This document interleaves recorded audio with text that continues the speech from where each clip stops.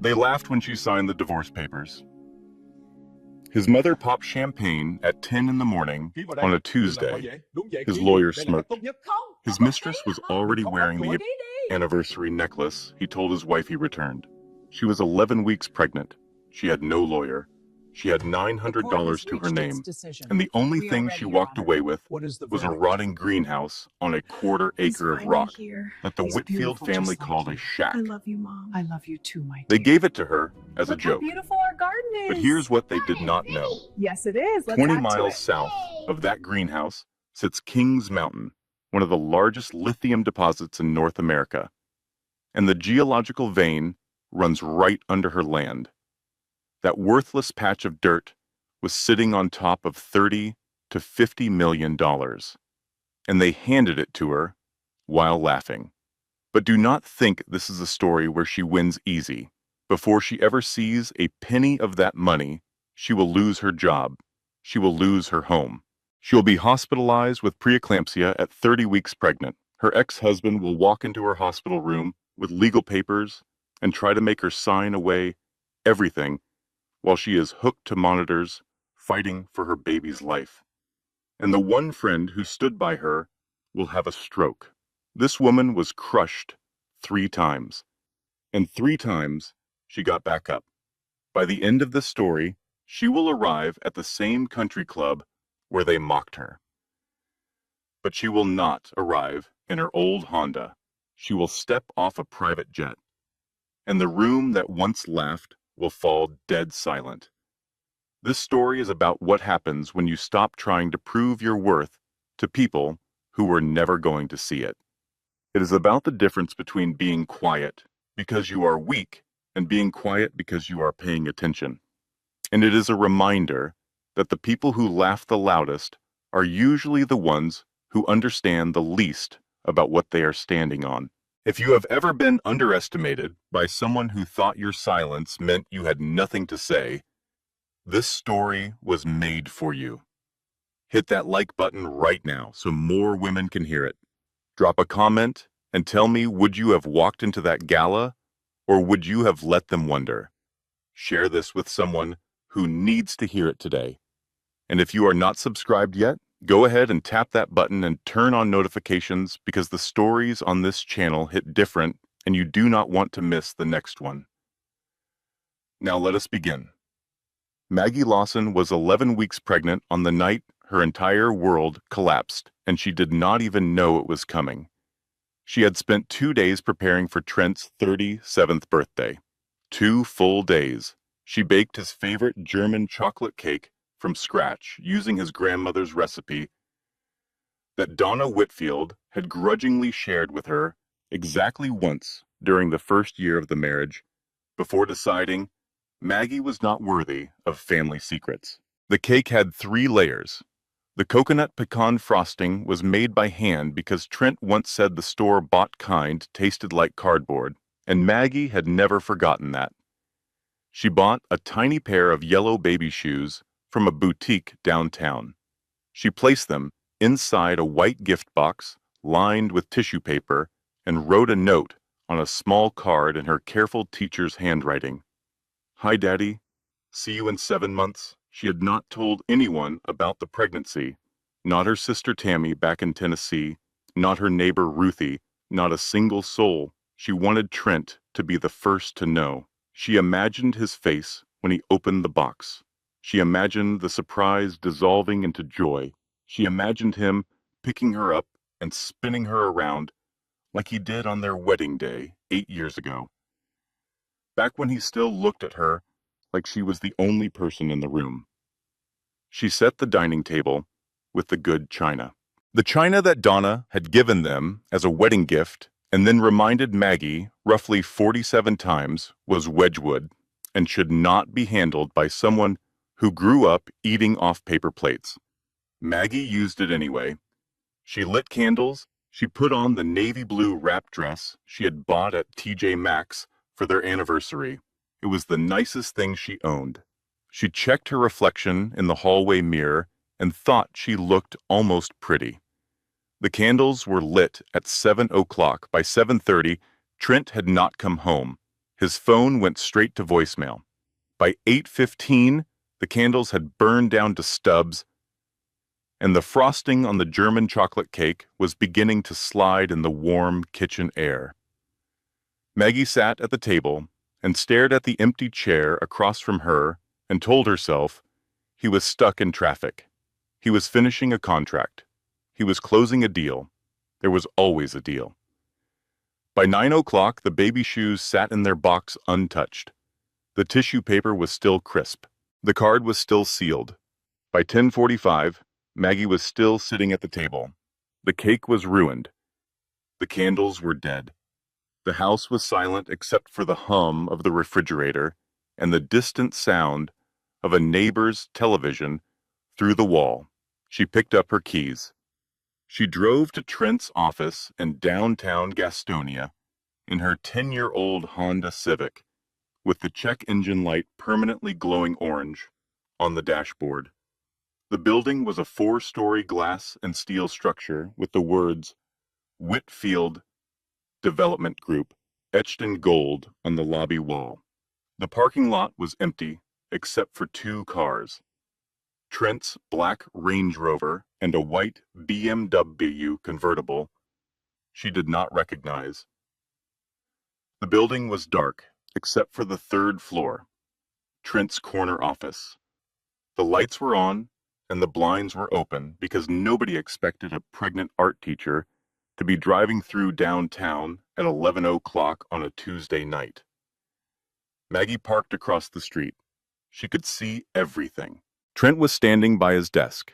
He was not alone. A woman was sitting on the edge of his desk with her legs crossed. She was young, maybe 29, auburn hair, a silk blouse, and buttoned. One button past professional. She was laughing at something Trent said, and Trent was leaning in with his hand on her knee, and his face had that look. That look Maggie remembered from the early days. The look that said, "You are the most fascinating creature on earth." Then Maggie saw the necklace. It was a delicate gold chain with a small emerald pendant. Maggie knew that necklace intimately because Trent had bought it for their 6th anniversary. He had shown it to Maggie for exactly 3 seconds before telling her the jeweler had sent the wrong stone and he was returning it. She had been disappointed, but she understood. These things happened. That necklace was now hanging around the other woman's neck.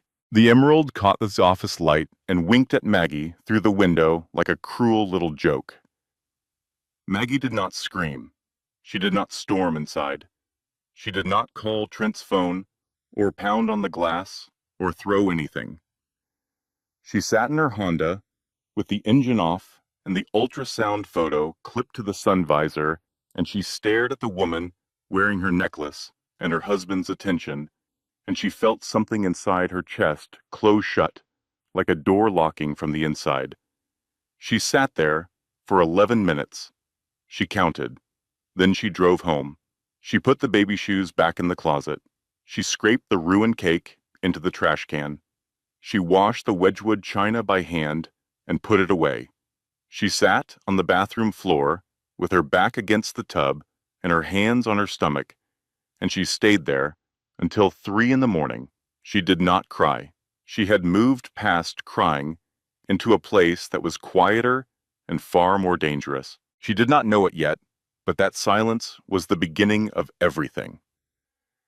The next morning, Maggie walked downstairs at 6:45, intending to confront Trent before she left for school. She had rehearsed what she would say in the shower. She would be calm. She would be direct. She would say, "I saw you last night, and I want the truth." But Trent was already sitting at the kitchen table, and he was not alone. He was wearing his charcoal gray suit, the expensive one he wore when he wanted to project authority. His hair was combed. His jaw was set. In front of him, on the table, was a manila folder. 2 coffee cups sat beside it, but the second one was not for Maggie. It was for the man sitting in the chair that was usually hers, Dale Crenshaw, the Whitfield family attorney, a man in his mid-50s with silver hair and a smile that never reached his eyes. He was drinking coffee from Maggie's favorite mug, the blue one with the paint splatters that her seventh graders had made for her last Christmas. Maggie stopped in the kitchen doorway. Her hand went instinctively to her stomach. "Sit down, Maggie." Trent's voice was flat, rehearsed. It was the voice he used in boardrooms when he was about to fire someone. "I have filed for divorce. Dale has prepared the paperwork. The prenuptial agreement is clear. You receive the Honda and your personal clothing. You have 60 days to vacate the house." The kitchen was very quiet. The refrigerator hummed. Outside, a mockingbird was singing in the crepe myrtle. Maggie's mouth was dry. She gripped the door frame and said the words she had planned to save for a candlelit dinner. "Trent, I need to tell you something. I am pregnant." The silence that followed was a living thing. It filled the kitchen and pressed against the walls. Dale Crenshaw looked at Trent. Trent's jaw tightened. Something flickered behind his eyes. It might have been surprise. It might have been calculation. Whatever it was, it died quickly, and what replaced it was cold. "That is unfortunate timing. And honestly, Maggie, are you sure it is even mine?" The cruelty of the question hit her like a physical blow. Maggie felt the blood drain from her face. She had never been with another man in her entire life. Trent knew that. He knew it because she had been a 22-year-old waitress working double shifts at a diner in Knoxville when she met him, and he was the first man who ever made her feel like she mattered. He knew the baby was his. The question was not doubt. It was a weapon designed to make her feel so small and so worthless that she would sign whatever they put in front of her. Before Maggie could respond, the front door opened and Donna Whitfield walked in. She had been waiting in the car. Of course she had. Donna did not arrive at battles. She arrived at victories. She was wearing a cream Chanel jacket and a strand of pearls and the expression of a woman who had come to take out the trash. "Oh, for God's sake!" Donna's voice cut through the kitchen like a serrated knife. "Richard told me she would pull something like this." She called Trent by his dead father's name. She did this sometimes when she was performing authority, as if channeling her late husband's ghost would add weight to her cruelty. Trent never corrected her. He never did. Girls like her always try to trap men with babies. Donna continued looking at Maggie the way one might look at a stain on an expensive carpet. "It is the oldest trick in the book. Sign the papers, Margaret. Take the car. Be grateful we are not billing you for 8 years of groceries." Maggie stood in her own kitchen surrounded by people who hated her. She was 11 weeks pregnant. She had no lawyer. She had not slept. She was outnumbered and outgunned, and the man she had loved for 8 years was looking at her like she was a line item on a spreadsheet he was eager to delete. She sat down. Dale slid the papers across the table. He explained the terms in a voice that was almost sympathetic, which somehow made it worse. The prenuptial agreement was clear. No alimony, no spousal support, no claim on any Whitfield asset. There was also a post-nuptial amendment that Maggie had signed the previous year. Trent had told her it was a tax form. She had signed it while stirring pasta on the stove. She had not read it. It waived everything. Maggie signed page after page.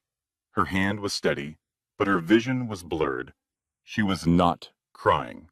Her eyes were simply refusing to focus, as if her body was trying to protect her from seeing what she was giving away. Dale slid one final page across the table. There was a photograph clipped to it, a decrepit greenhouse on a patch of rocky ground. "As a gesture of good faith," Dale said smoothly, "Trent is transferring the old greenhouse structure and the quarter-acre of land it sits on, located on the north edge of the estate. Assessed value 0. This demonstrates generosity in the filing." Maggie looked at the photograph. She knew that greenhouse. It was the one place on the entire Whitfield property where she had ever felt peace. When Trent was working late, which she now understood meant sleeping with another woman, she would drive out to the greenhouse and paint. The light through the broken glass was beautiful in the afternoon. She had spent hundreds of hours there, alone, happy, invisible. She signed. Donna erupted into laughter. Not a polite laugh, a cackle that bounced off the kitchen tiles. She is taking the shack. Richard, she is taking the shack. Trent smirked and said nothing. Dale began organizing the papers with the efficiency of a man who had done this many times before. Maggie stood up. She picked up her purse. She walked to the front door. Behind her, she heard the pop of a champagne cork. At 10 in the morning, on a Tuesday, Donna's voice followed her out. To freedom. Maggie sat in her Honda in the driveway for six minutes. Her hands were on the steering wheel, but the engine was off. The sun visor was down, and the ultrasound photo was clipped there, staring at her. A tiny gray bean with a heartbeat. She did not know where to go. She did not know what to do. She knew only two things with absolute certainty. She was pregnant and she was alone. She drove to Ruthie's house. The apartment above the laundromat on Franklin Avenue was not a place anyone would choose to live. It was a place people ended up when every other option had been exhausted. The carpet was the color of old mustard. The walls were thin enough to hear the washing machines churning below at all hours. The single window faced a dumpster behind a Chinese restaurant, and the smell of old grease and detergent fought a nightly war that neither side ever won. Maggie moved in on a Wednesday. She carried 4 plastic bins of clothing and art supplies up the narrow staircase. She owned nothing else. The furniture in the Whitfield house belonged to the Whitfield Family Trust. The artwork on the walls was selected by Donna's interior decorator. Even the pots and pans were wedding gifts registered under Trent's name. Maggie left with her clothes and her paints and a cardboard box of personal photographs that nobody wanted. Rent was $875 a month. Her teaching salary at Gaston County Middle School was $3,200 after taxes. After rent and car insurance and gas in the groceries, she bought carefully at Aldi. With a calculator in her hand, she had roughly $140 left over each month. She was 14 weeks pregnant, and the morning sickness had turned vicious. She spent the first 3 nights on the floor because she could not afford a bed. Ruthie Jackson showed up on the 4th day with a futon mattress strapped to the roof of her 15-year-old Buick, and a look on her face that said, "Do not argue with me about this. You are not sleeping on the floor while you are carrying a baby," Ruthie said as they wrestled the mattress up the stairs. "I do not care how stubborn you are. That child deserves a mattress, and so do you."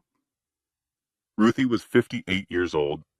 She had been Maggie's neighbor in the old neighborhood, the one near the Whitfield estate, where Maggie used to live in a house she now understood was never hers. Ruthie was a retired paralegal who had spent 30 years in family law offices watching the machinery of divorce grind people into dust. She was widowed, no children. She was black and Southern, and she had a way of saying exactly what needed to be said without wasting a single syllable on politeness. She was also the only person who knocked on Maggie's door after the divorce became public knowledge in Gaston County. Small-town baby Ruthie said that first evening, settling into the one chair Maggie owned with a casserole dish balanced on her knee. News travels. Half the county club already knows. The other half will know by Sunday service. Now eat this chicken and show me those divorce papers. Maggie handed over the folder. She had not looked at it again since signing. She could not bring herself to read the document that had erased her life in 30 minutes. Ruthie put on her reading glasses, the ones she kept on a beaded chain around her neck, and she read every page, slowly, carefully. With a red pen in her hand, she made notes in the margins. She circled clauses. She underlined phrases. She muttered under her breath in a way that suggested she had seen these tricks before, and they still made her angry. 2 hours later, Ruthie set the papers down and looked at Maggie over the top of her glasses. They screwed you, Maggie. But they screwed you sloppy. This post-nuptial amendment you signed last year, the one Trent told you was a tax form. It was not a tax form. It was a waiver of every marital right you had. Alimony gone. Spousal support gone. Any claim on assets acquired during the marriage gone. And you signed it without independent legal counsel, which in North Carolina can be grounds for invalidation if we can prove coercion or fraud. Can we prove it? Ruthie tapped the red pen against her chin. Maybe. Give me a week. In the meantime, there is something else in here that those overpaid idiots missed. She flipped to the greenhouse deed, the transfer document for the old greenhouse, and the 1/4 acre of rocky land. This property transfer includes a standard North Carolina clause. Subsurface mineral rights convey with the deed unless explicitly excluded. Ruthie pointed at the relevant paragraph with her pen. They did not exclude them, Maggie. You own everything under that rock, not just the surface. Everything below it, too. Maggie frowned. It is just shale and clay, Ruthie. The appraisal said the land is worthless. Maybe Ruthie said, leaning forward. But do you know what is 20 miles south of that greenhouse? Kings Mountain. You ever heard of it? Maggie shook her head. Kings Mountain is sitting on one of the largest lithium deposits on the East Coast. Albemarle Corporation is spending $1.3 billion to reopen the mines there. Lithium is what they put in electric car batteries. It is the new gold. And the geological vein, the Kings Mountain Belt, it runs northwest, right through Gaston County, right through the area where your little 1/4 acre of worthless rock happens to be sitting. Maggie stared at Ruthie. How do you know this? Because I read the newspaper, Maggie, and because God has a sense of humor. Now I know a man. Pete Garza, county geologist, goes to my church, honest as the day is long, divorced, 2 boys. He hates the Whitfields because they dumped construction waste near a creek by his kids' school and paid a fine that cost them less than dinner at the country club. He will run a soil test for free. Maggie looked at the ultrasound photo on the refrigerator. The tiny gray bean with the heartbeat. For the first time in weeks, something other than survival flickered in her chest. She was afraid to call it hope. Hope was dangerous. Hope was the thing that got crushed in conference rooms at 10 in the morning on Tuesdays. But it was there, small and stubborn, like a seed in rocky soil. Over the next 4 weeks, Maggie's life settled into a rhythm defined by survival and waiting. She taught art to 7th graders 5 days a week. She stood on her feet for 7 hours and swallowed the nausea and smiled at children who had no idea their teacher's life was falling apart. She drove the Honda with the check engine light, and she shopped at Aldi, and she ate dinner at Ruthie's kitchen table 3 nights a week because Ruthie insisted, and because Maggie had discovered that loneliness was a physical sensation. It sat in her chest like a stone. She was 18 weeks pregnant when Pete Garza drove his battered pickup truck to the greenhouse on a Saturday morning. Maggie met him there. It was her first time back on the Whitfield estate since the divorce, and she had to enter through a side gate using the key that came with the deed. The main house was visible in the distance, massive, stone-faced, cold even in sunlight. She did not look at it. Pete was a quiet man, in his mid-40s, with sunburned forearms and a baseball cap permanently fixed to his head. He shook Maggie's hand and looked at the greenhouse and the surrounding rock with the focused attention of someone who spoke the language of the earth. He drilled 3 core samples from the rocky ground near the foundation. Each one was a cylinder of compressed stone and sediment pulled from 10 feet below the surface. He labeled them carefully and loaded them into coolers in the back of his truck. I will take these to the lab At the county office, Pete said. I will also send splits to a friend at NC State for independent verification. If there is anything down here, we will know in about a week. Thank you, Pete. I cannot pay you right now, but... Pete held up his hand. You do not owe me anything. The Whitfields poisoned a creek near my boys' school, and then their lawyer made me look like a fool at the county hearing. If there is something under their land that they do not know about, and you own it legally, then, as far as I am concerned, that is the universe correcting the balance. The week of waiting was the longest of Maggie's life. She taught her classes. She ate her dinners with Ruthie. She went to her prenatal appointment and heard the baby's heartbeat and cried in the car afterward, not from sadness, from the sheer, overwhelming weight of doing everything alone. On a Thursday evening, Pete Garza appeared at Ruthie's kitchen door. His face was pale. I ran the test 3 times, he said, sitting down at the table without being asked. I ran it 3 times because I did not believe the first 2 results. Maggie's hands were wrapped around a cup of tea. Ruthie stood by the stove with a spatula frozen in midair. There is a lithium-bearing spodumene deposit under your land, Pete said slowly, as if he was reciting a finding he was still struggling to accept. It is not a trace amount. It is a continuous vein. The core density matches the profile of the Kings Mountain Belt extension. Based on preliminary analysis and the proximity to known deposits, we are looking at a formation that could be worth. He paused. Say the number, Pete. Conservatively, the mineral lease rights alone could be worth $30 to $50 million over a 20-year extraction period. And based on that deed, you own them free and clear. Ruthie dropped her coffee mug. It hit the linoleum floor and shattered into 5 pieces. Nobody moved to clean it up.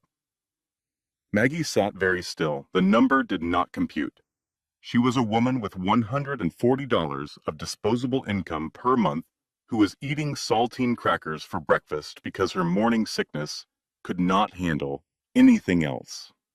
$30 to $50 million was not a number that belonged in her life. It was a number from a different planet. That cannot be right, she whispered. Pete pulled out a printed report and set it beside the broken mug. I had my friend at NC State run an independent analysis on the second sample. His results confirmed mine. The deposit is real, Maggie. It is significant, and it is yours, Maggie cried. For the first time since the divorce, she cried openly, without shame or restraint. She sat at Ruthie's kitchen table, surrounded by the smell of fried chicken and the scattered pieces of a broken mug, and she wept. Ruthie sat down beside her and took her hand.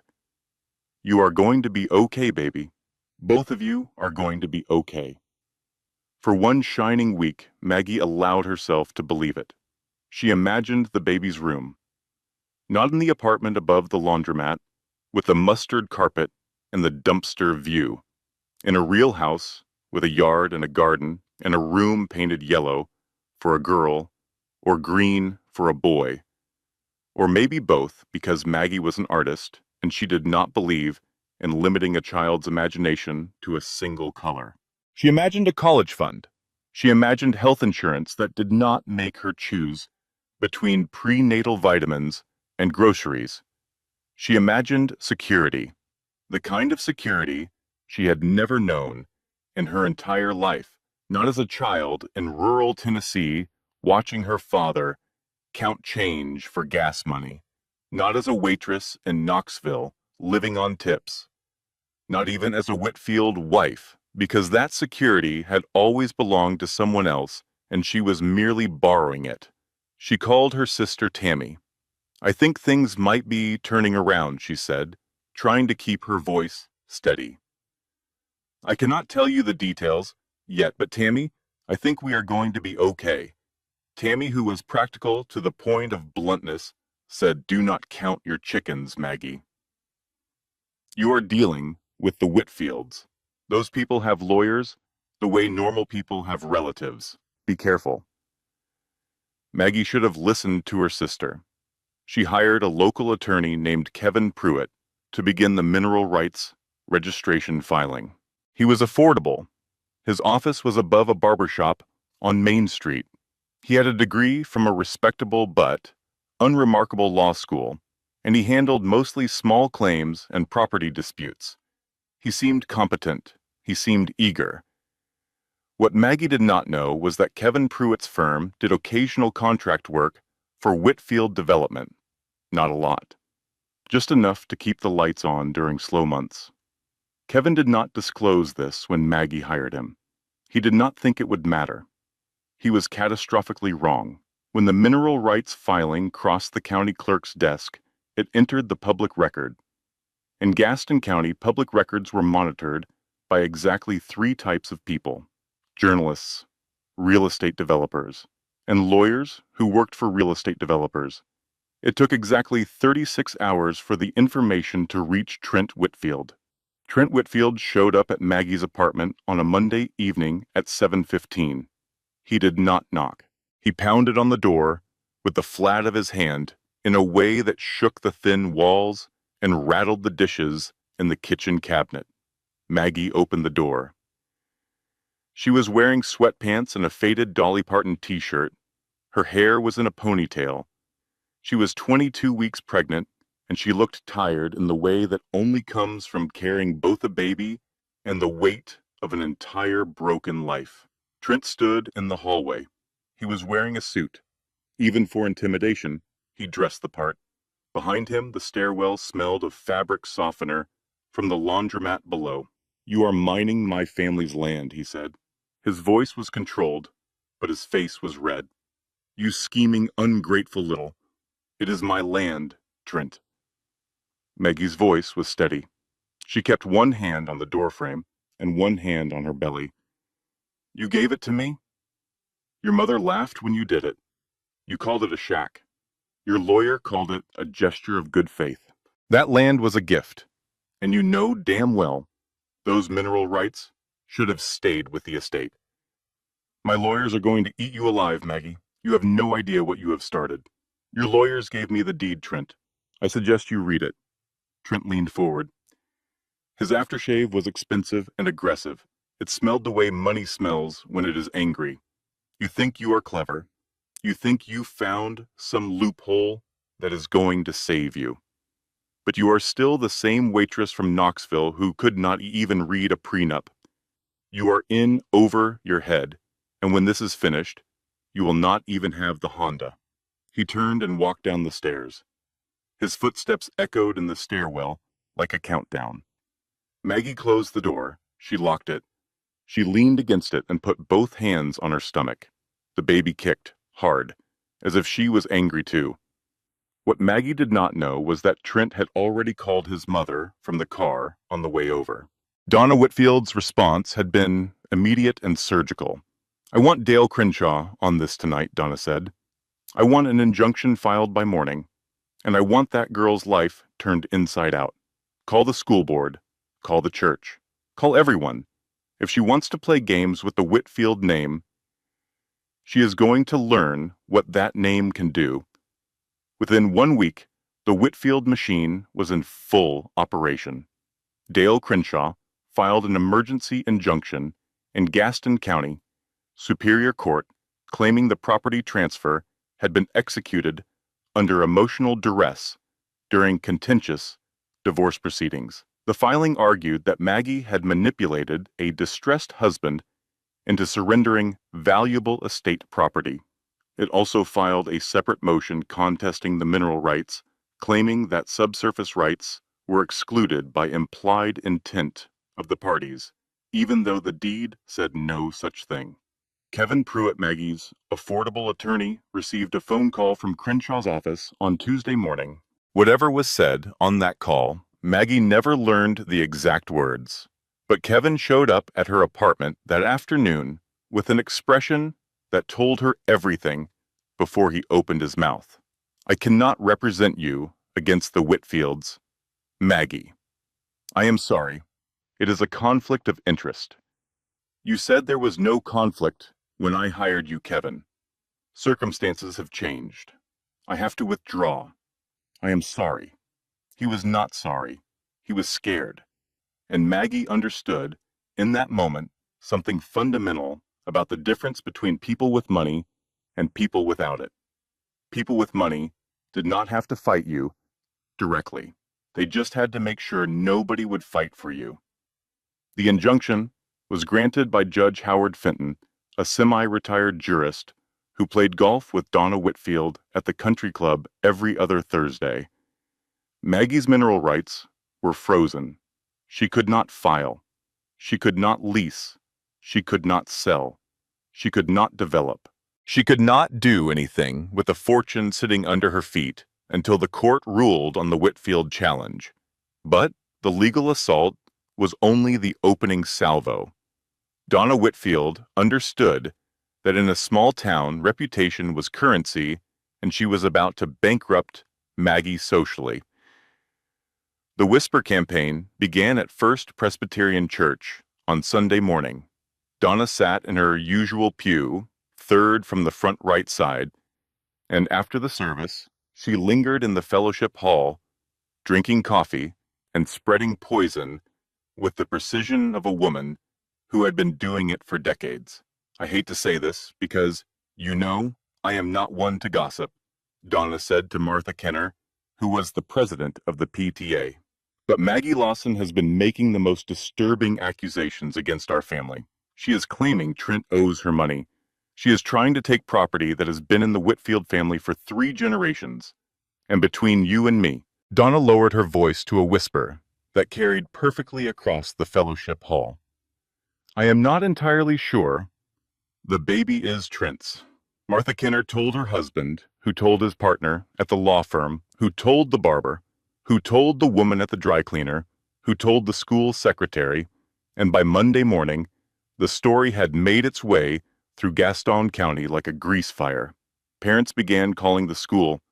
They wanted their children moved out of Mrs. Lawson's art class, not because they had any problem with her teaching, but because Donna Whitfield sat on the school board foundation and nobody wanted to be on the wrong side of that particular checkbook. David Howell, the principal, called Maggie into his office on Wednesday.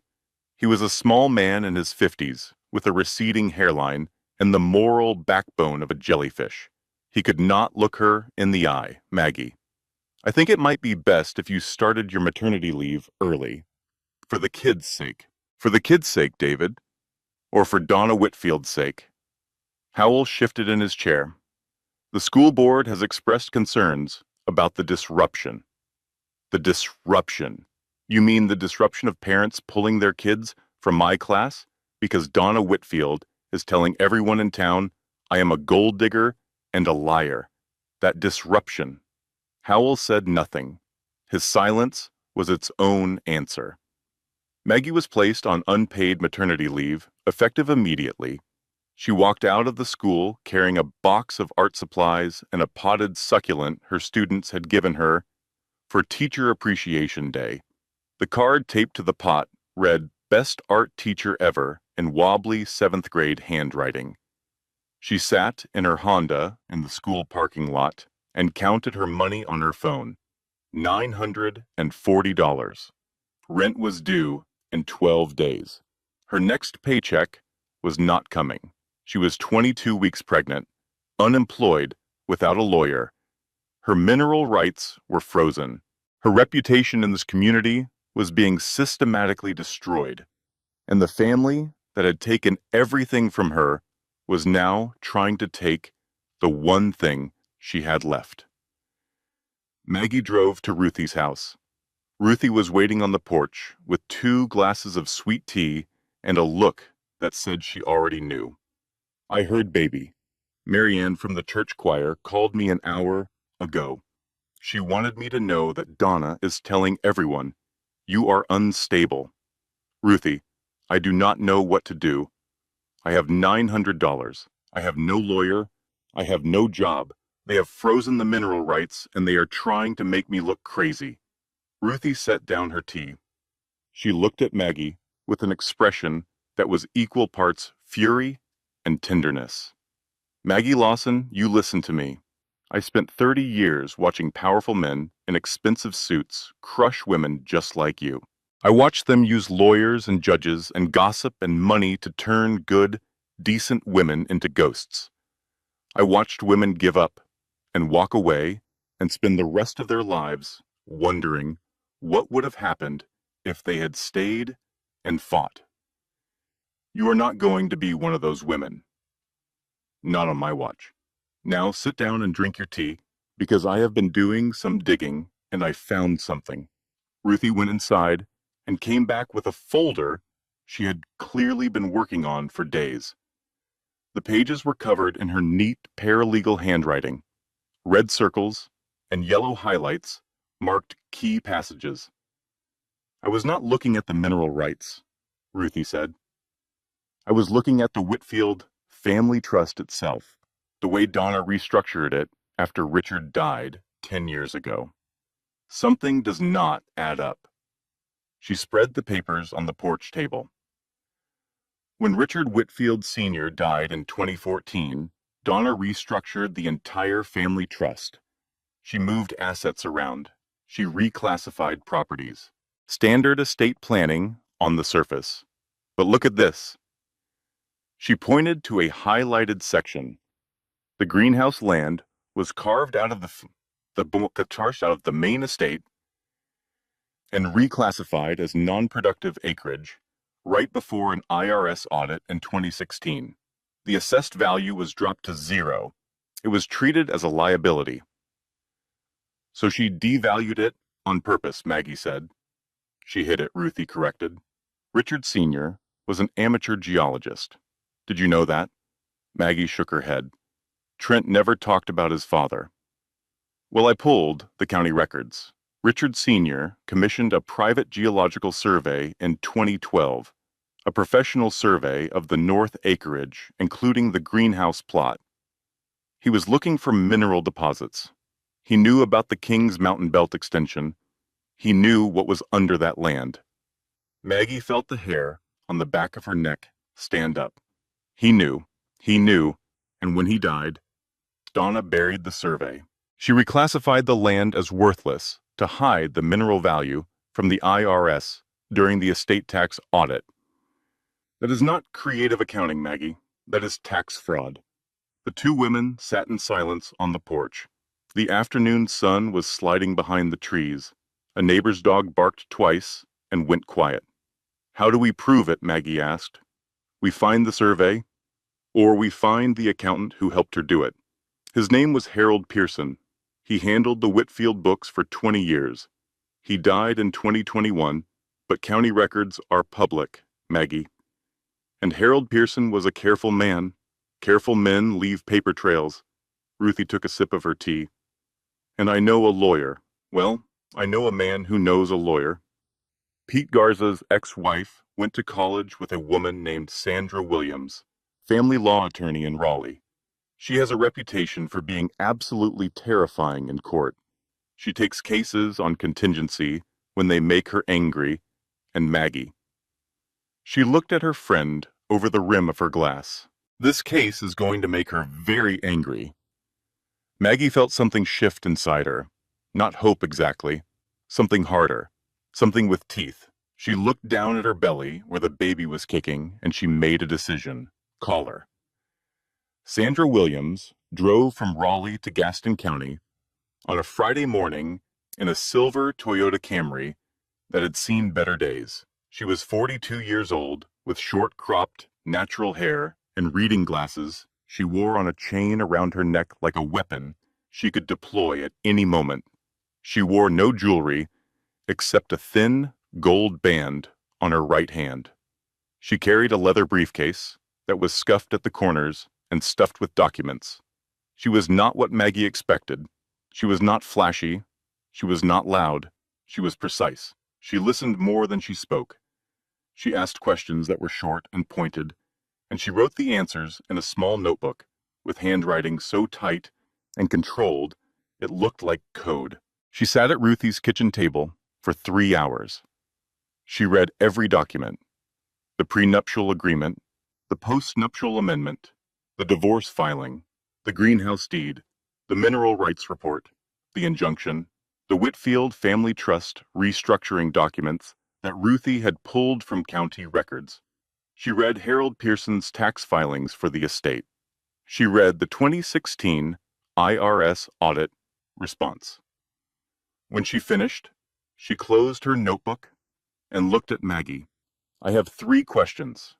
First, did you have independent legal counsel when you signed the post-nuptial amendment? No. Trent told me it was a tax form. Second, were you aware that the amendment waived your rights to alimony and spousal support? No, I did not read it. I was cooking dinner. Third, did anyone from the Whitfield family or their attorney inform you of the potential mineral value of the greenhouse land before the transfer? No. They told me it was worthless. They laughed. Sandra closed her notebook with a snap. She looked at Ruthie. Then she looked at Maggie. I am in. Sandra Williams filed her first motion on a Monday morning. It was not a single document. It was a barrage. She filed a motion to void the post-nuptial amendment on the grounds of fraud in the inducement. The legal argument was straightforward. Maggie had been told the document was a tax form. She was given no opportunity to consult independent counsel. She signed it under false pretenses. Under North Carolina law, this was textbook fraud. She filed a second motion to preserve and confirm Maggie's mineral rights, arguing that the deed transfer was valid and that subsurface rights were explicitly included under standard state conveyancing law. She filed a third motion alleging concealment of marital assets through the Whitfield Family Trust restructuring. The argument was that Donna Whitfield had deliberately devalued the greenhouse land to hide the geological survey and the mineral deposits from the IRS, creating a fraudulent basis for the divorce settlement. And then Sandra did something that Dale Crenshaw did not expect. She called the press. The story ran on Charlotte's NBC affiliate that Wednesday evening at 6:00. The headline on the screen read, "Pregnant Teacher Says Real Estate, Family Rigged Divorce, and Hid Mineral Fortune." The reporter was a woman named Lisa Hernandez, who had been looking for a story with teeth. She interviewed Maggie briefly on camera. Maggie was 26 weeks pregnant and visibly exhausted, but her voice was clear. I signed the papers because I trusted my husband. I signed the amendment because he told me it was a tax form. I took the greenhouse because it was the only place in 8 years of marriage where I felt like myself. I did not know what was under the ground. I just wanted a place to paint. Social media erupted. The hashtag Team Maggie trended across North Carolina within hours. Women shared their own stories of financial abuse and divorce. Screenshots of the Whitfield Development website were posted with scathing commentary. Someone found Donna Whitfield's photo from the Country Club charity gala and turned it into a meme with the caption, "She laughed at a pregnant woman for wanting a greenhouse." The school board, under enormous public pressure, reversed its decision. Maggie was reinstated with full back pay and a written apology. Principal David Howell quietly submitted his resignation, effective immediately. Nobody mourned his departure. The judge assigned to review Sandra's motions was not Howard Fenton, the golf buddy. Sandra had filed a recusal motion arguing conflict of interest, and it was granted. The new judge was Patricia Holt, a 60-year-old woman with steel gray hair and a reputation for refusing to tolerate nonsense in her courtroom. Judge Holt reviewed the filings. She lifted the injunction on the mineral rights. Dale Crenshaw filed an objection. Denied. He filed an emergency appeal. Denied again. Judge Holt's written opinion included a sentence that would be quoted in every news article for the next month. The court sees no basis for restricting the property rights of the deed holder based on the buyer's remorse of the grantor, Maggie was 28 weeks pregnant. The baby was healthy. The law was turning in her direction. Sandra told her to breathe. "We are winning, Maggie. Just keep breathing." And Maggie made the mistake that hope always sets up. She let herself feel safe. She browsed real estate listings online. Nothing extravagant. 3 bedrooms, a yard for the baby, a wraparound porch. She imagined rocking chairs and sweet tea and the sound of a child laughing in a garden. She called Tammy. "I think we are going to be okay," she said. Tammy said, "Do not jinx it, Maggie." Tammy was right. The Whitfields had not been sitting idle while Sandra was filing motions and calling reporters. They had been planning, and their counterattack was not aimed at the courthouse. It was aimed at Maggie's body. Not literally. The Whitfields were not violent people. They were worse. They were patient. The stress began in Maggie's 29th week. She was teaching a full schedule again. She was attending court hearings. She was managing the mineral rights confirmation process. She was eating badly and sleeping worse. Her blood pressure had been borderline high at her last prenatal appointment, and her doctor had warned her to slow down. Maggie did not slow down. She could not. Slowing down meant losing ground, and losing ground meant losing everything. At week 30, Maggie was standing in front of her classroom drawing a perspective grid on the whiteboard when the room began to tilt. The whiteboard marker slipped from her fingers.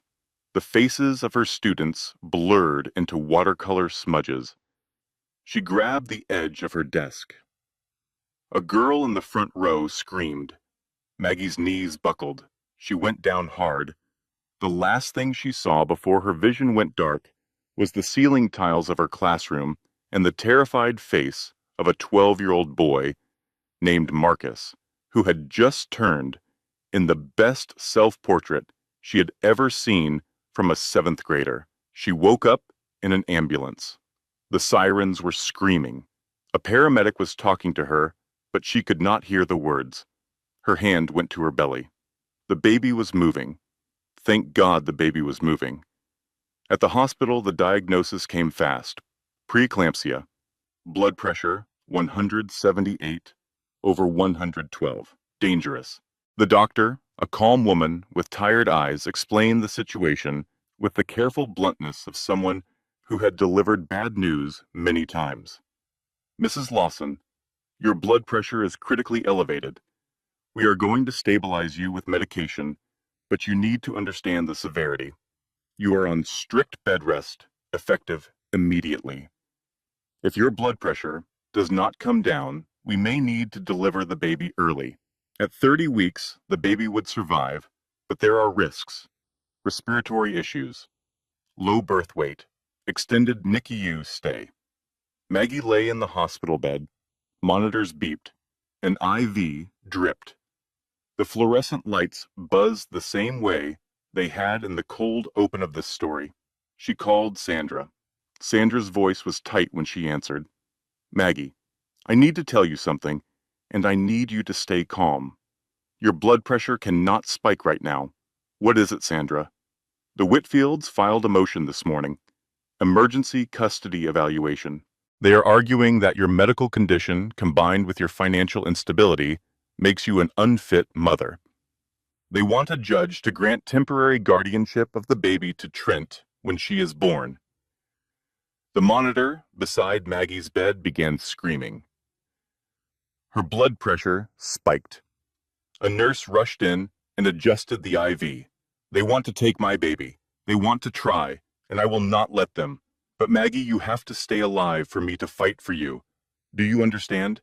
You have to stay in this bed and breathe and let me handle this. Can you do that?"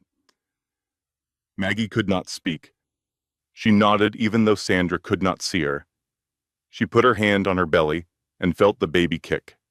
One kick, strong, defiant, as if the baby was saying, "I am not going anywhere." "I can do that," Maggie whispered. But the worst was not over. It was not even close. 2 days later, Maggie was still in the hospital. The medication was working. Her blood pressure was stabilizing. She was drifting in and out of sleep in that strange hospital twilight where time loses meaning and the beeping of monitors becomes a lullaby you never asked for. At 7 in the evening, a nurse opened the door to her room. "Your husband is here." "He is not my husband." But it was too late. Trent was already walking in. He was wearing a suit. Of course he was. He carried no flowers, no card, no concern for the woman carrying his child in a hospital bed. He carried a document. He pulled a chair up to her bedside. He did not ask about the baby. He did not ask about her health. He did not ask if she was scared or tired or lonely. He placed the document on her lap. "Sign this. It transfers the mineral rights back to the Whitfield estate. In exchange, I will drop the custody motion." Maggie looked at the paper. She looked at Trent. She looked at the man she had loved for 8 years, and she saw him clearly for the first time. Not as a husband, not as a partner, not even as a villain. As a machine. A machine that had been programmed by his mother to acquire and discard and acquire and discard, and he did not even understand what he was doing because nobody had ever taught him that people were not assets. She felt something then, not anger, something colder, something with a spine. "Get out. Maggie, be smart. You cannot win this. Sign the paper. Keep the baby. We all move on. Get out." A nurse appeared in the doorway, then another, then the charge nurse, a large woman named Brenda, who looked like she could bench press a filing cabinet, and who had seen every kind of terrible thing a man could do to a woman in a hospital bed. "Sir, you need to leave," Brenda said in a voice that permitted no negotiation. Now, Trent stood up. He straightened his tie. He looked at Maggie one more time and said, "You are making a mistake." Brenda escorted him out. 2 other nurses rushed to Maggie's side. The monitors were screaming again. Her blood pressure had spiked to 185 over 120. The doctor was paged. She was sedated to prevent a seizure. What Trent Whitfield did not know, because men like Trent never think about cameras or consequences, was that the hospital had a security system. Cameras in every hallway. A camera above the nurse's station that had a clear line of sight into Maggie's room through the open door. The footage showed Trent Whitfield entering the room of a medically vulnerable pregnant patient.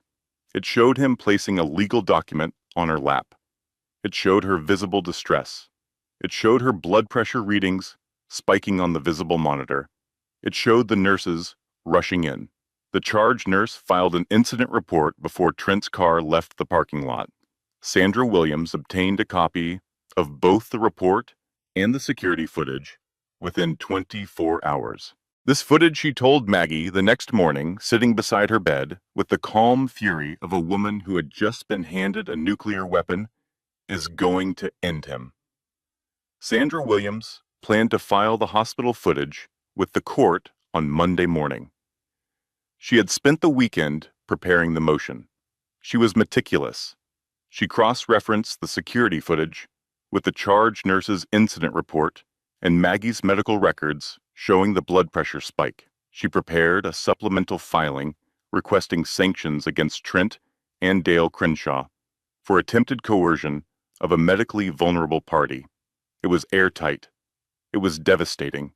It would have ended the custody challenge in a single hearing. But Trent and Donna Whitfield had spent the weekend preparing too. And they struck first. On Sunday evening at 6 o'clock, Charlotte's NBC affiliate aired a special segment, a sit-down interview. The anchor was not Lisa Hernandez, who had covered the original story sympathetically. It was a different reporter, a man named Craig Whitmore, who was known for dramatic confrontational television and who owed Donna Whitfield a favor from when she had arranged his daughter's internship at a Charlotte PR firm. Trent Whitfield sat in a leather armchair in what appeared to be a tasteful living room. Beside him sat Alexis Monroe. She was wearing a cream blouse and modest jewelry and an expression of practiced concern. She held Trent's hand. Trent spoke first. His eyes were moist. His voice trembled with rehearsed emotion. He had been coached. Every word was calculated. Craig, I just want to be a father. That is all I have ever wanted. Maggie and I had our differences, but I love my child and I am terrified for her safety. Maggie has been erratic for months. She has made wild baculous accusations against my family. She is under enormous stress, and I am worried that she is not getting the support she needs. I am not the villain here, Craig. I am just a dad who wants to hold his baby. Craig Whitmore nodded sympathetically. And the mineral rights dispute? Can you address that? Trent sighed. That land has been in my family for 3 generations. My father walked that property every weekend. The idea that Maggie somehow discovered its value through her own researches, he trailed off diplomatically. I just want what is fair, Craig. Then Alexis spoke. This was the kill shot, the moment Donna had scripted. I want to be clear that I have enormous sympathy for Maggie, Alexis said. Her voice was soft and calibrated. This must be incredibly difficult for her, but I have to be honest about something that I have struggled with for months. She paused. She squeezed Trent's hand. Trent confided in me a while ago that he was not sure the baby was his. He wanted a paternity test. He asked Maggie privately, and she refused. I did not want to say this publicly, but given the custody situation, I think people deserve the truth. If there is nothing to hide, why refuse the test? The interview aired at 6 p.m. By 9 p.m., the narrative had flipped completely. The comment sections that had been filled with Team Maggie support were now flooded with doubt. If she has nothing to hide, why would she refuse the test? Maybe the Whitfields have a point. I do not know who to believe anymore. Both sides are playing games. Anonymous accounts appeared on social media, pushing the doubt further. These accounts had been created within the last 48 hours. They posted aggressively and repeatedly. Some of them shared screenshots of Maggie's social media profile, with arrows pointing to innocent photographs and sinister captions. Look how she is living. Does this look like a struggling teacher to you? One account shared a photo of Maggie's Honda Civic and wrote she drives a nicer car than me, and she is crying about money. Donna Whitfield had hired a reputation management firm. She had done this before for a friend whose husband was caught in a financial scandal. She knew how to flood a narrative. She knew how to make truth drown in noise. Maggie watched the interview on her phone in her hospital bed. She watched Alexis speak with that soft, concerned voice, and she felt something inside her chest collapse. Not her heart, her faith. Her faith that the truth was enough. Her faith that if she just kept fighting and kept being honest, the right thing would eventually happen. She pressed the call button. The nurse came. I need you to turn off my phone, please, Maggie said. Her voice was flat. Just take it. I cannot look at it anymore. The nurse took the phone. Maggie lay in the dark and listened to the monitor's beep, and she talked to her baby. They are saying you might not be his, she whispered. They are saying your mama's a liar. But you know the truth, little girl. You know exactly who you are. And when you come out into this world, screaming and perfect, I am going to make sure you never have to prove yourself to anyone. Not to them. Not to anyone. Sandra called the hospital room phone the next morning. Maggie, I saw the interview.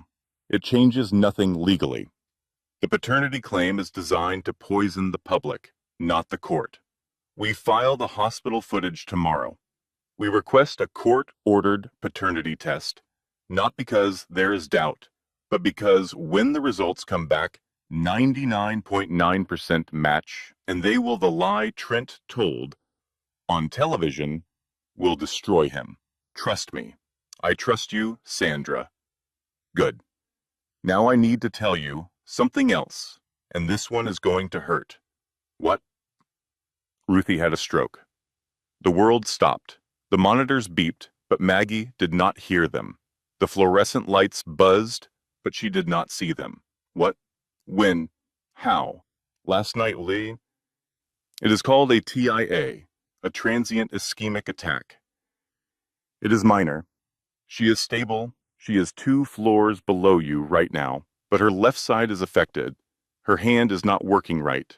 Her speech is slurred. Maggie's hand went to her mouth. The tears came.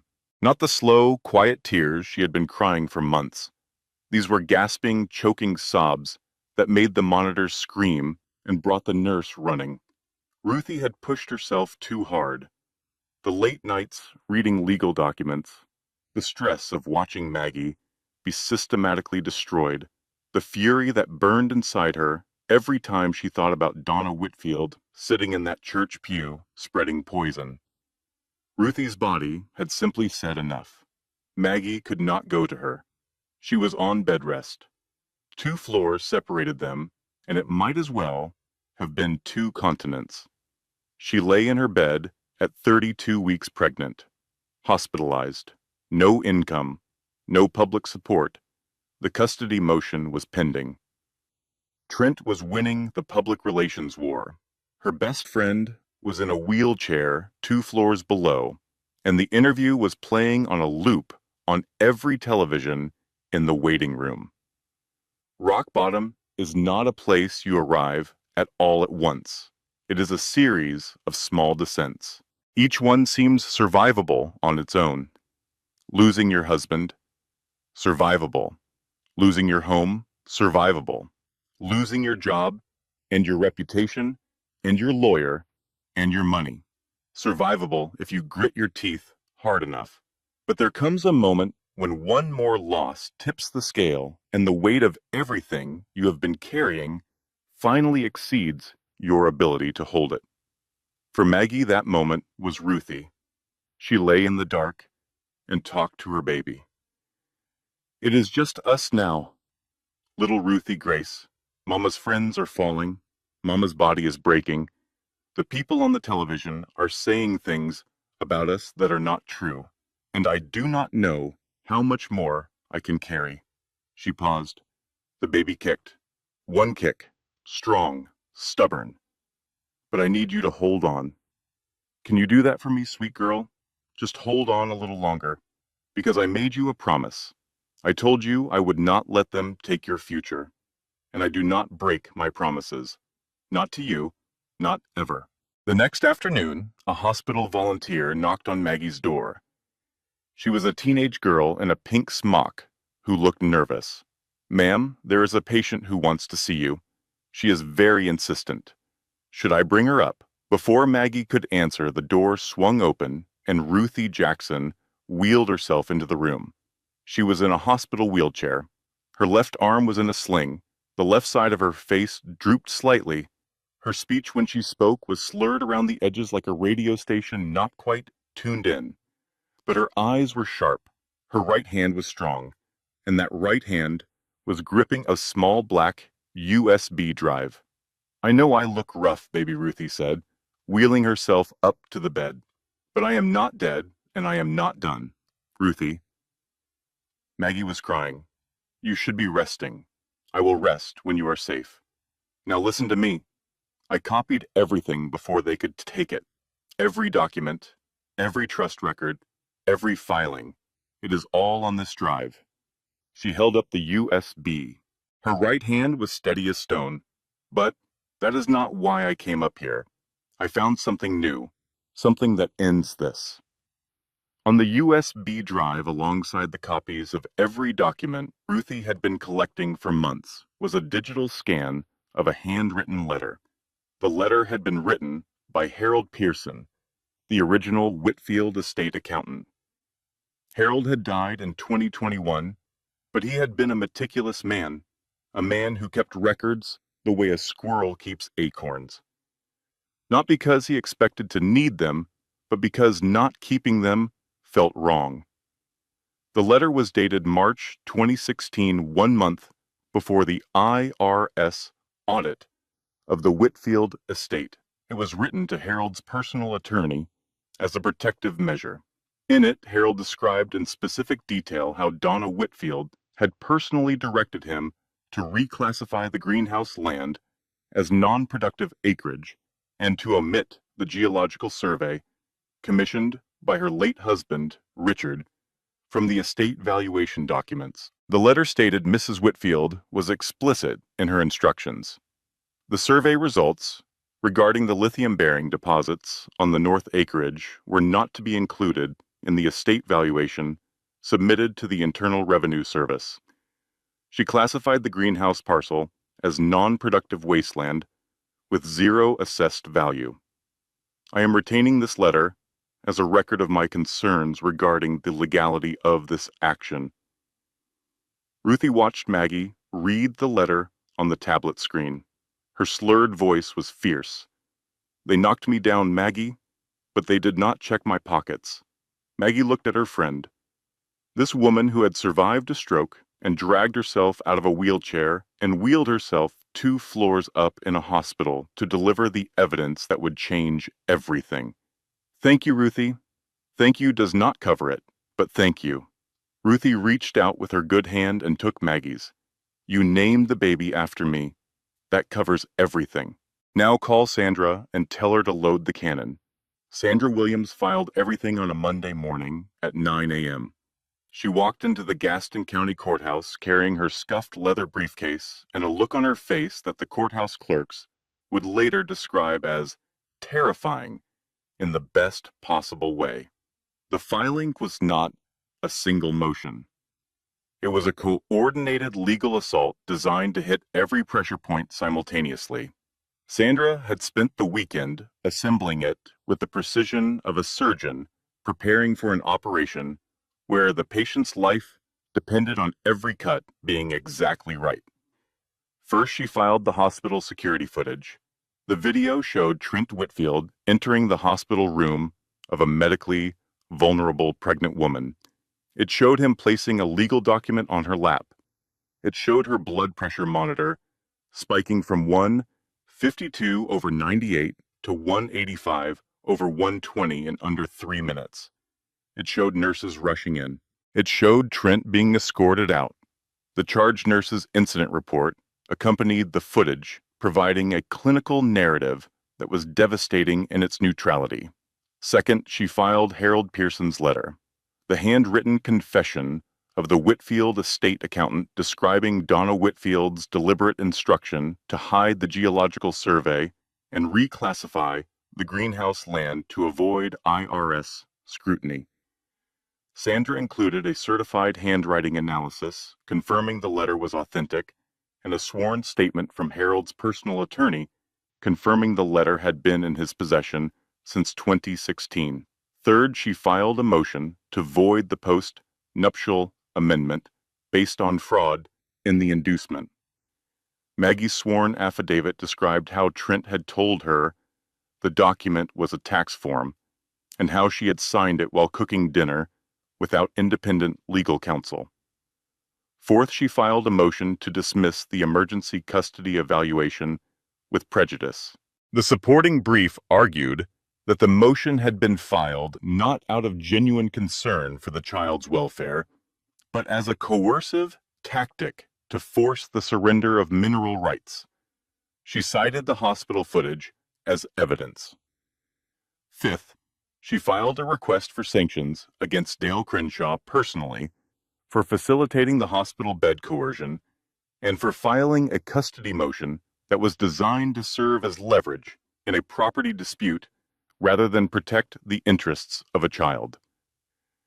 Sixth, and this was the piece that would echo for months, she filed a motion requesting a court-ordered paternity test, not because there was any doubt about paternity, but because Trent had stated on public television that the baby might not be his, and Alexis Monroe had claimed that Maggie refused a test. Sandra wanted the results on the public record.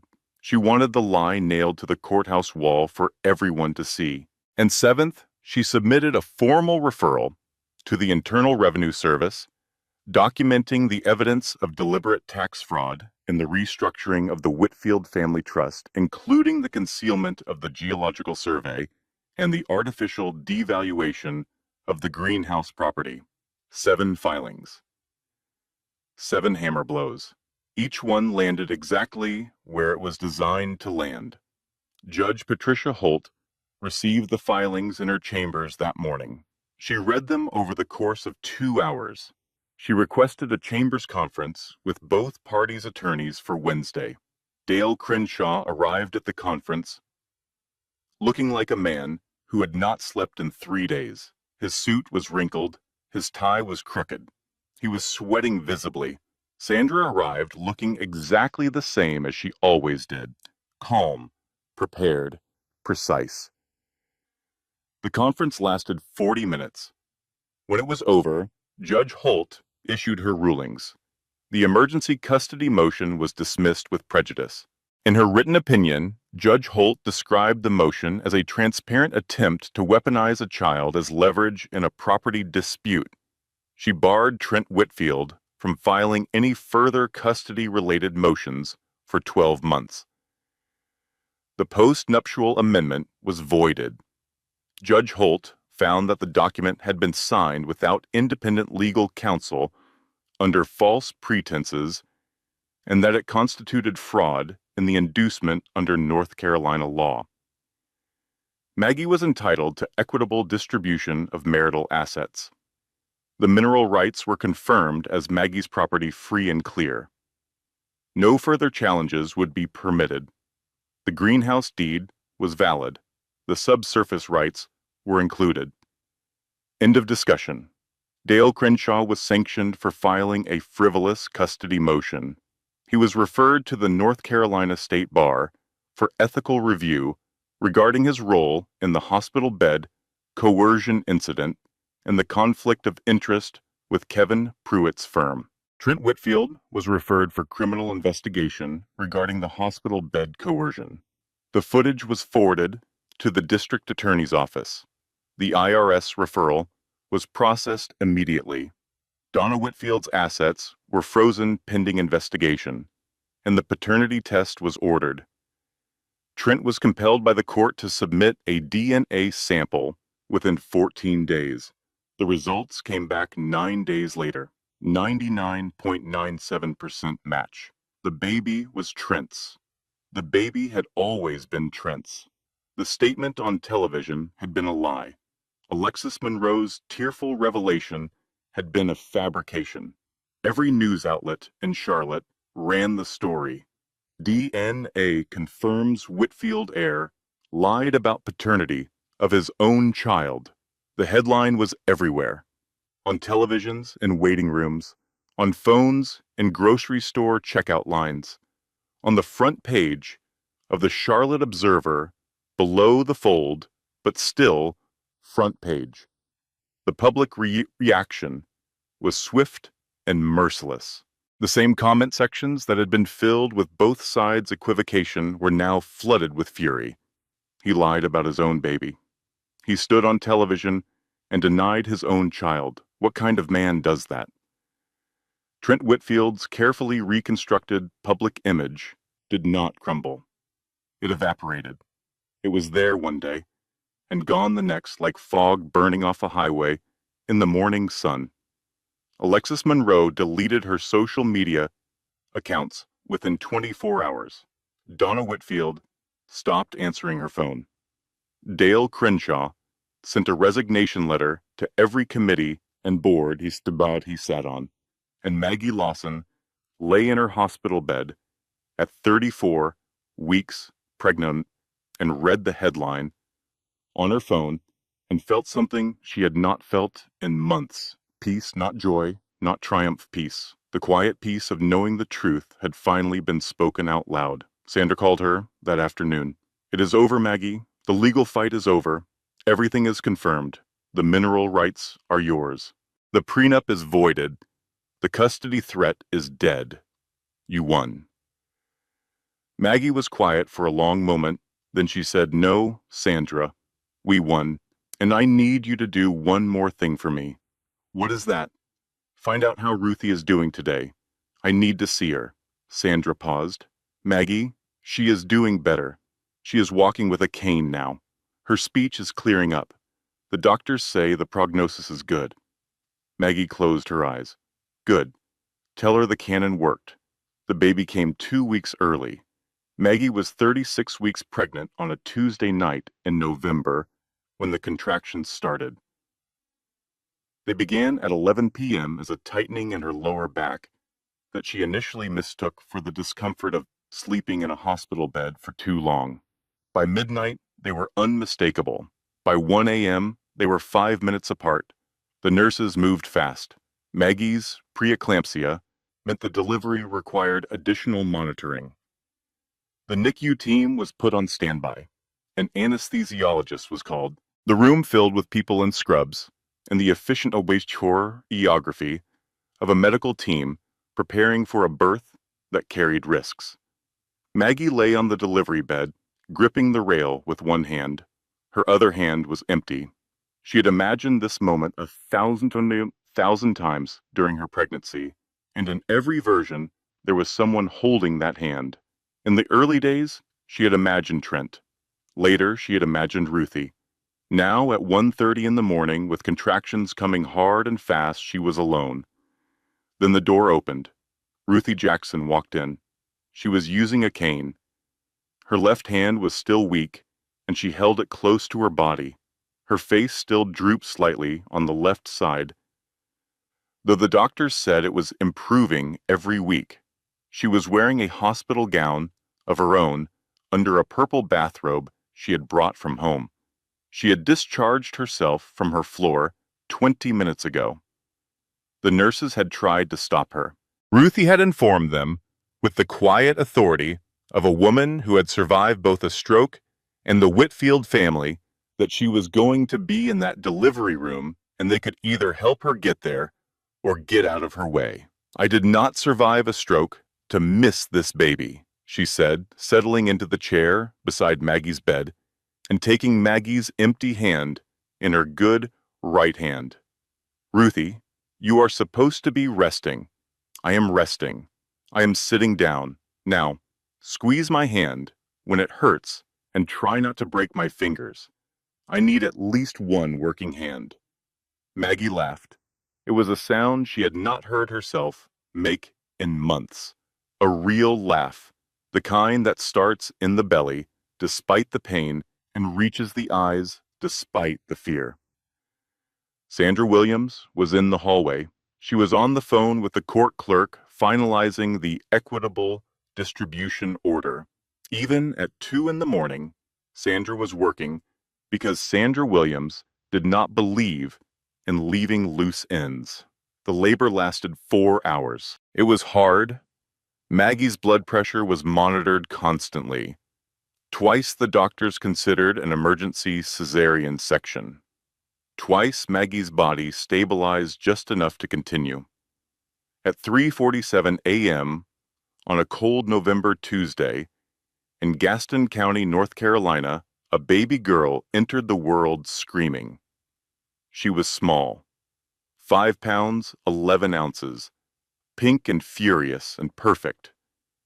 Her lungs were strong. Her cry was enormous. It filled the delivery room and echoed down the corridor, and several nurses later said it was the loudest newborn they had heard in years. The doctor placed her on Maggie's chest. The baby stopped crying immediately. She pressed her face against her mother's skin and went quiet, as if she had been waiting for exactly this. As if the whole terrifying journey had been leading to this single moment of warmth and contact and belonging. Maggie looked down at her daughter, this tiny impossible creature who had survived preeclampsia and court motions and hospital bed ambushes and public lies and the entire crushing weight of the Whitfield family's fury. This baby who had kicked through every crisis. One kick, strong, stubborn, defiant. Maggie's tears fell on the baby's head. They were warm. They were not tears of sadness or relief or even joy. They were tears of recognition. She was looking at herself, a survivor, a fighter, a person who had been underestimated from the very first moment. Her name is Ruth, Maggie said. Her voice was barely above a whisper. Ruth Grace Lawson. Ruthie, who had been holding Maggie's hand through every contraction, with her one good hand broke. 30 years of being the tough one. 30 years of being the rock for everyone else. 30 years of holding herself together with wit and stubbornness and the refusal to let anyone see her cry. All of it dissolved in that moment. She sat in the chair beside the bed, weeping openly. Her slurred speech made the sobs sound different, but the tears were universal.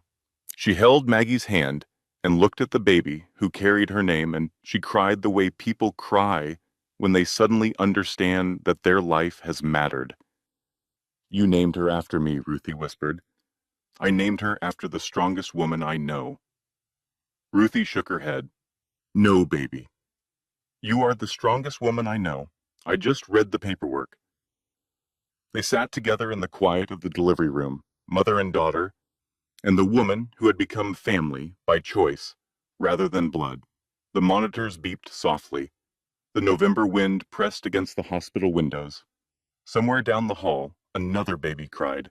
Sandra appeared in the doorway. She looked at the scene, and for the first and only time in Maggie's experience, Sandra Williams looked like she might cry. She blinked it away quickly. She is beautiful, Sandra said, and she has excellent timing. The equitable distribution order was just signed. She waited until she was a Lawson and a property owner before she made her entrance. Smart girl.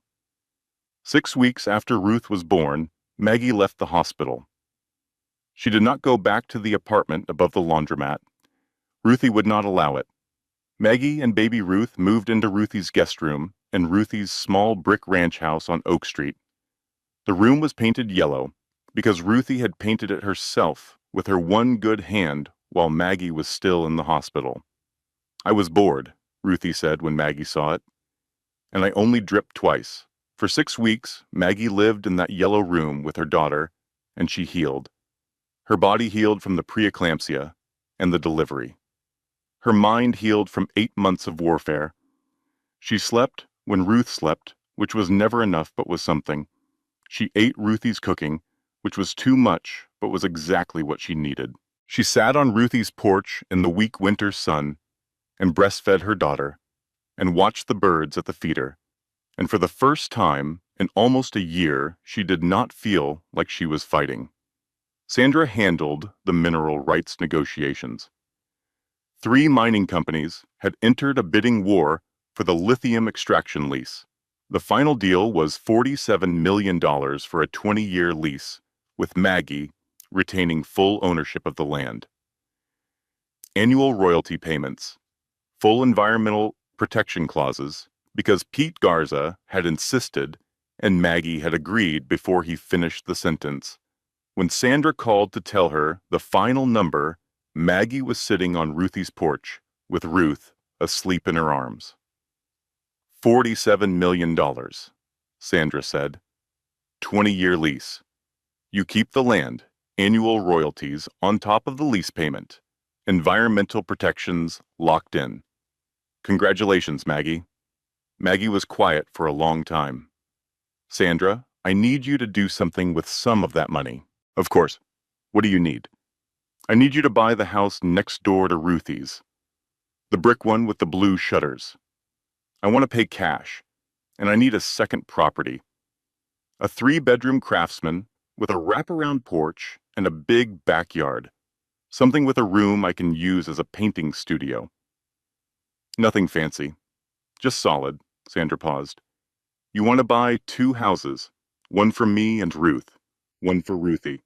She has done more for me than I can ever repay, and I am not going to let her grow old alone in that house while I move across town. She is going to be right next door, where she can come over for coffee every morning and babysit every Saturday and teach Ruth how to make biscuits and read contracts. Sandra laughed. The first time Maggie had ever heard her laugh. I will have the paperwork ready by Friday. Maggie bought the Craftsman house. 3 bedrooms, wraparound porch, a backyard with a magnolia tree, a room with north-facing windows for painting. She paid cash. She bought the house next door for Ruthie. When she told Ruthie, she was met with exactly 4 seconds of protest. Maggie Lawson. I cannot accept. You are not accepting. You are relocating. I need a babysitter, and you need someone to mow your lawn. It is a business arrangement. Ruthie looked at her. Then she looked at baby Ruth sleeping in the bassinet. Fine, but I am picking the front door color. She picked purple.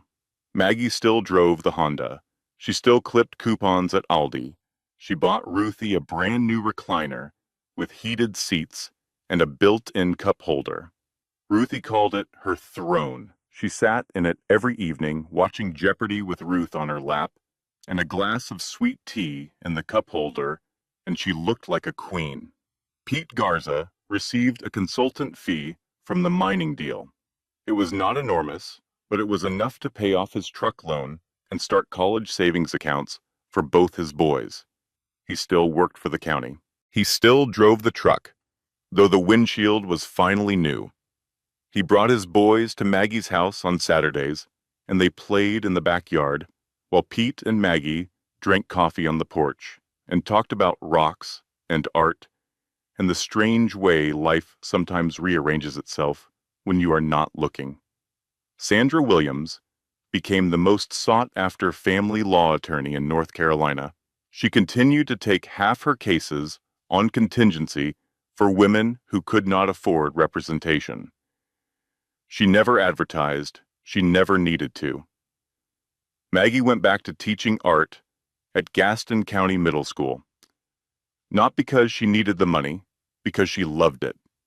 Because Marcus, the 7th grader with the self-portrait, had sent her a card in the hospital that said, "Please come back, Mrs. Lawson. Nobody else lets us use the good paint." She used the good paint. She always used the good paint. The Gaston County Country Club annual charity gala was held on the first Saturday of May. It was the biggest social event of the year. Crystal chandeliers and string quartets and women in gowns that cost more than most people's monthly rent. The silent auction items included a week in Hilton Head and a signed basketball from a Hornets player and a bottle of wine that was older than most of the guests' marriages. Donna Whitfield had chaired this event for 15 years. This year, despite the IRS investigation and the public humiliation and the frozen assets, she was still clinging to her position, with the desperate grip of a woman who understood that without the gala, she was nobody. She wore a silver gown and a smile that could cut glass, and she stood by the entrance greeting guests as if the walls were not closing in around her. Trent was there, thinner, quieter. He was trying to rebuild, shaking hands, buying drinks, pretending the company was not collapsing around him. Dale Crenshaw was at the bar, sweating through his dress shirt, waiting for the state bar ruling that everyone knew was coming. The gala was in full swing. The band was playing. Champagne was flowing. Charlotte's finest were laughing and bidding and performing the rituals of wealth. Then from outside the sound, a jet engine, low, close, getting louder, guests moved to the windows. Through the glass, they could see the private airstrip adjacent to the country club. A Cessna Citation was descending through the evening sky. Its lights cut through the dusk like searchlights. The engines whined down. The door opened. Maggie stepped out. She was wearing a navy blue dress. Not couture, not flashy. The kind of dress a woman wears when she does not need the dress to speak for her. Baby Ruth was in her arms, wrapped in a white blanket, sleeping through the noise the way babies do when they feel completely safe. Behind Maggie came Ruthie, walking with her cane, wearing a purple dress that matched her front door. Her chin was up, and her eyes were bright, and she walked across that tarmac like she owned it. Behind Ruthie came Pete Garza in a sport coat that did not quite fit, and a tie that his 12-year-old son had picked out for him. He looked uncomfortable and proud and exactly like what he was, a good man in a borrowed jacket. They walked across the tarmac toward the country club entrance. The evening air was warm. The sky was pink and gold. The jet sat behind them on the runway, gleaming. Inside the room went quiet, not silent, quiet. The music continued, but the conversation stopped. Every head turned toward the entrance. Every glass paused midway to every mouth. They all knew. They had all read the headlines. They had all seen the DNA results. They had all heard about the hospital footage. They knew Donna was under investigation. They knew Trent's company was filing for bankruptcy. They knew the pregnant art teacher who had signed away her marriage for a greenhouse now owned the most valuable piece of land in Gaston County. Maggie walked through the front door. She did not scan the room for Trent. She did not look at Donna. She did not make eye contact with anyone who had whispered about her in church hallways, or pulled their children from her class, or crossed the street to avoid her at the grocery store.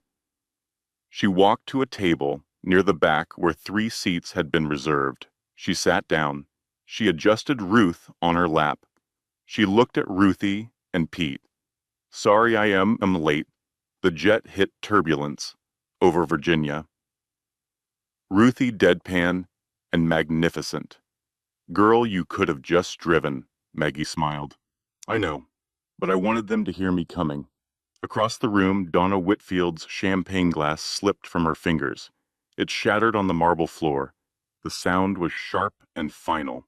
Nobody moved to help her clean it up. Trent stood by the bar, frozen. He watched Maggie. He watched baby Ruth, sleeping in her arms. He watched the woman he had called worthless, sitting in the room that used to worship him, and every single person in that room was looking at her, not him. The silence was absolute. Maggie did not give a speech. She did not confront anyone. She did not gloat or accuse or perform. She ordered a sparkling water. She donated $100,000 to the Children's Literacy Fund in the silent auction. She stayed for 45 minutes. She never once looked at Trent. That was the revenge, not the money, not the jet, not the mineral rights or the court victories or the headlines. The revenge was that he had become invisible. He was standing in a room full of people, and not a single one of them was looking at him. They were all looking at her. The silence was louder than their laughter had ever been. 5 things happened in the months that followed, and then the story was over. First, Trent Whitfield was convicted of contempt of court for the hospital bed coercion. He was sentenced to 30 days in county jail suspended with 200 hours of community service. The board of Whitfield Development forced him out, and the company filed for Chapter 11 bankruptcy 4 months later. Trent moved to Ohio to live with his uncle. He took a job managing a building supply warehouse, a real estate developer selling lumber and drywall. He drove a 12-year-old pickup truck. He never contacted Maggie again. He never met his daughter. Second, Donna Whitfield's IRS audit concluded with a finding of deliberate tax fraud. She was fined $3.2 million. She sold the estate. She sold the country club membership. She sold the investment properties. She moved into a 1-bedroom condo near the highway. Her friends stopped calling. When she died 4 years later, the obituary was 3 sentences long. Maggie sent lilies to the funeral anonymously, not out of kindness, out of closure. Third, Alexis Monroe left Charlotte within 72 hours of Trent's financial collapse. She posted an Instagram story about leaving toxic energy behind and blocked his number. She was never heard from again. Fourth, Dale Crenshaw's law license was suspended for 18 months by the North Carolina State Bar. He never recovered his practice. He took a job teaching paralegal courses at a community college. Ruthie sent him a Christmas card every year. It always said the same thing: still learning. Fifth, and this was the one that mattered. Maggie rebuilt the greenhouse, not as a mining office, not as a monument to victory, as a community art studio for children. She restored the glass walls. She poured a new concrete floor. She installed long wooden tables and easels and supply shelves stocked with the good paint.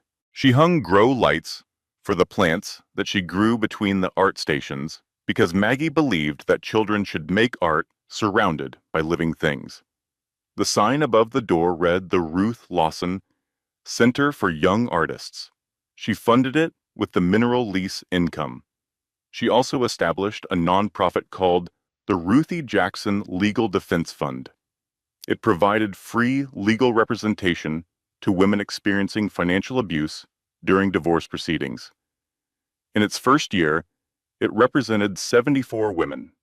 By the third year, it had expanded to 6 states. 2 years after the divorce, on a Saturday morning in spring, the greenhouse was full. Children sat at low easels painting with the focused intensity that only children possess. Ruth, who was 2 years old, toddled between them with her hands covered in blue finger paint. She had her mother's eyes and her mother's quiet stubbornness, and she treated every surface in the building as a potential canvas. Ruthie sat in a rocking chair in the corner. Her cane leaned against the wall beside her. Her recovery was complete. She napped with one eye open, watching the children with the protective vigilance of a woman who had earned the title Grandma Ruthie through something more binding than blood. Pete Garza's boys ran in arguing about whose painting was better. Pete followed carrying 2 coffees. "I brought you the good stuff," he said to Maggie. "Not the gas station kind," Maggie laughed.